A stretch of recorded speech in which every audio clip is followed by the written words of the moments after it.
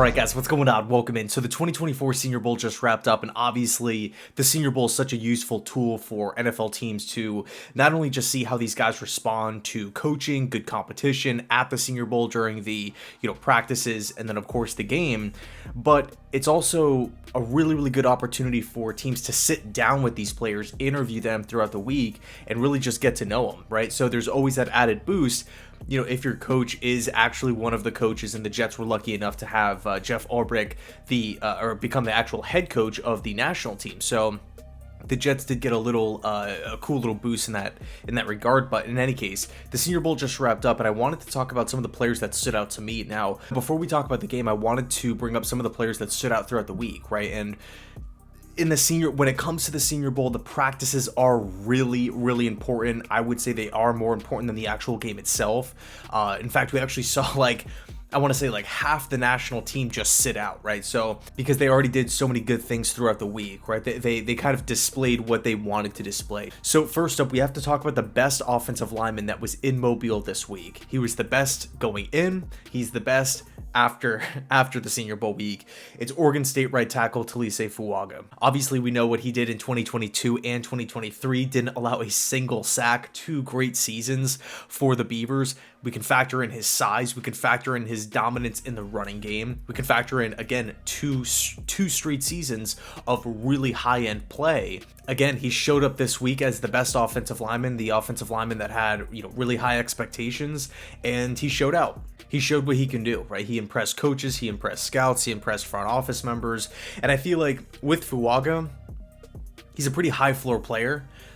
There has been some talk, hey, maybe, would Fuaga maybe be a better guard than tackle at the NFL level?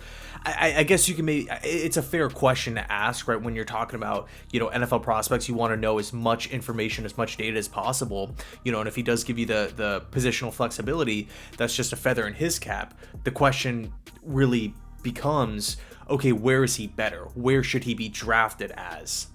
I think if you're an offensive line needy team like the New York Jets, you can select Fuaga, and it's two birds with one stone, because the Jets are just unfortunately that bad on the offensive line. But in my opinion, Fuaga is a right tackle in the NFL, at the NFL level. His practices throughout the week, in my opinion, showed that. Next up is Oklahoma tackle Tyler Guyton. Now, this is somebody who has crazy size, 6'7", 325 pounds. Guyton really throughout the process has been looked at as a late first round pick.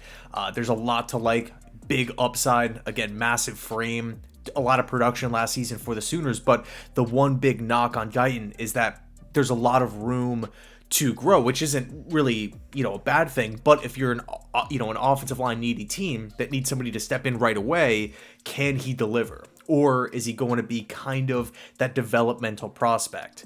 The good news here for Tyler Guyton, during these practices in the Senior Bowl, he was a freaking animal. He looked great. He looked like he belonged. He did not look like somebody who is behind the 8 ball, or somebody, who's going to have to sit a year on the bench to, develop and practice and whatnot. And granted, it's only a couple days of a Senior Bowl practice. These aren't 100%, grown men in the NFL. So it could be a different story once we hit training camp. But I mean, you can only do what's in front of you, right? You can only accomplish, you can only complete what's being asked of you. And that was the Senior Bowl this week. And in my opinion, Tyler Guyton smashed an absolute home run. I thought he looked great. Super athletic too, by the way. There are some maybe, question marks about him getting underneath blockers because he is so big at the NFL level. But man, I think he's super enticing. I think when we're talking about the New York Jets, a potential trade down would be awesome. But if not, I think the Bengals can make some sense too. Next up, wide receiver from Michigan, Roman Wilson. Somebody who didn't really get to display a ton back at Michigan because of the run-heavy offense. But man, he has great hands, good explosion. He's not the biggest guy in the world, just 6 feet, 195 pounds. But he's a projected 3rd-round pick as of right now. But man, is he tough. He looked tough out there, and you go back and you watch what he did at Michigan, and he led the Wolverines in numerous receiving categories. plus 8 touchdowns.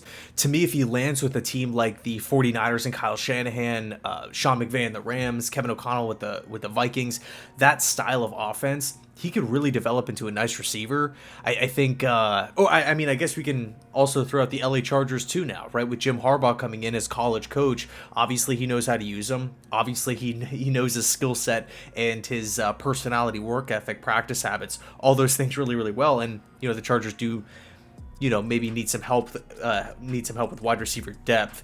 Pretty top heavy with Mike Williams, Keenan Allen, Johnston from TCU last year. But, I think at the end of the day, Roman Wilson is an interesting prospect nonetheless. Next up, Jamari Thrash, wide receiver from Louisville. He's coming off a season with 63 catches, 6 touchdowns, and 858 receiving yards. Throughout the week of practice, it just seemed like he was making a good catch here or a great catch there, a contested catch here, a great snag there. The deep ball tracking, I felt like was really, really impressive too throughout the week. I think it was Daniel Jeremiah that mentioned the over the shoulder, the passes where the quarterback just kind of drops it right in the breadbasket. Those types of plays, Thrash excelled. He excelled in right throughout the week. And, it's also an interesting... He's an interesting prospect because he had a fantastic season with Georgia State, where he was there from 2019 through 2022, then transferred to Louisville as a redshirt senior and impressed, right? He was able to go to a bigger conference, go up against better competition, and show out, right? He built really off of 2022, despite 2022's numbers being a little bit better, again, with Georgia State. So, he would be coming in at an older age, 23 years old as we stand right now. So I think for a win now team, Thrash could kind of give you a plug and play guy to really contribute right away. Now, as far as the game goes, Nathaniel Watson, linebacker from Mississippi State, I felt like really showed athleticism, his ability to just close on the football. Now, granted, this is what he did really, really well last season at Mississippi State, but has a high defensive IQ. He's a big hitter. He has a knack for finding the football. That closing speed is great, and I felt like it was on display, especially in the first half, in today's Senior Bowl, right? Ability to adjust, react to those quick dump offs, to screens, to passes over the middle of the field, tight ends, slants from wide receivers and whatnot, mesh routes. I think that's really where Watson shines. He led the SEC in tackles a year ago. I know a lot of people are down on like the quote unquote off ball linebackers and whatnot, but man, he's an old school player, right? He's the type of guy that I want in my locker room. He kind of I feel like he would fit the bill for Antonio Pierce and the Raiders, right? I think he would really make a lot of sense there. Just kind of has that old school violent approach, and obviously with the high defensive IQ, I do feel like he can step in right away and make an impact.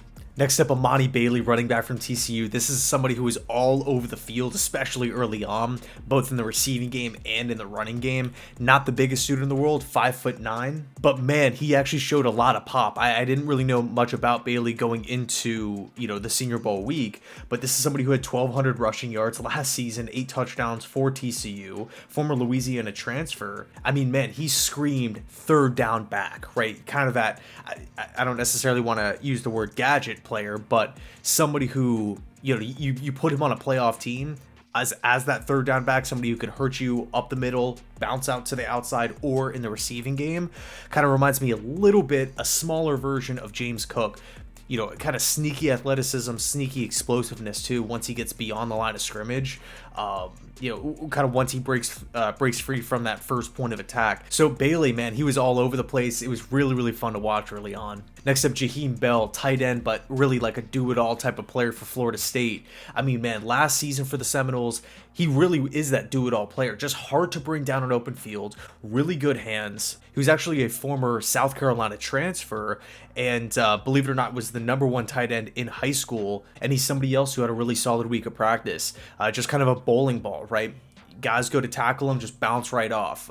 You try to contest a catch, he'll just, fend you off. Somebody who, massive frame too, 6'3", 240 pounds. Jaheim Bell's, he can move. He's effective. He's kind of like that new school tight end that we've seen a lot of over these past couple of seasons come out, where he's a physical pass catcher, doesn't really bring a ton to the table as far as run blocking, but somebody who I can, for sure see falling in love with in those mid rounds. snatching him up, and then him kind of popping onto the scene, or him being, a contributor to a team that might have some tight end depth problems. I really like Bell's game. And last but not least, it's South Carolina quarterback, former Oklahoma quarterback Spencer Rattler. His mechanics are just so smooth. They're just so smooth when it comes to like footwork, release, his ability to get the ball out quickly. Whether you want to talk, he's been ultra talented from the jump, right? Going back to high school, the early days of Oklahoma. In fact, the only reason why he transferred out of Oklahoma was because Caleb Williams was, right behind him. So it's kind of cool to see both of these guys in the draft process together. Obviously, Caleb is going to go higher, but man, Rattler is just such an interesting prospect to me. I know a lot of people also reference the Netflix show where he didn't really come off as a super likable teammate and whatnot, but it's in the past. And if you're just judging Rattler, as a quarterback prospect and you're lumping him into the rest of the quarterback pool here, it's hard to not get excited about the arm talent, right? The quick release. As a thrower, he's just so polished. Now you can say, okay, well, he might be a little small. Does he still have those leadership issues? Fair questions, for sure. Fair questions. We're only, going to figure those things out, get those answers in time. But man, if you're a team that has like a veteran quarterback on the roster, or if you're maybe a team that really lacks help at wide receiver, you want to go with a wide receiver in round 1 and then come back for Spencer in those mid rounds, that could be super interesting. Or maybe if you have a quarterback on the roster who is getting paid a lot of money, but you want to maybe amp up the pressure a little bit, a team like the New York Giants, a team like the New Orleans Saints, I feel like could be solid fits for Spencer. So, and also get Spencer with a good offensive mind. So, unfortunately, we couldn't see all of the Senior Bowl prospects participate in the game, but it happens every year. The top guys typically will sit out, right? No Michael Penix, again, no Fuaga, no Latu from UCLA. So no Melton from Rutgers. That was another corner I was really excited to see. But in any case, thanks so much for watching. Let me know your thoughts down below in the comment section. And as always, go Jets.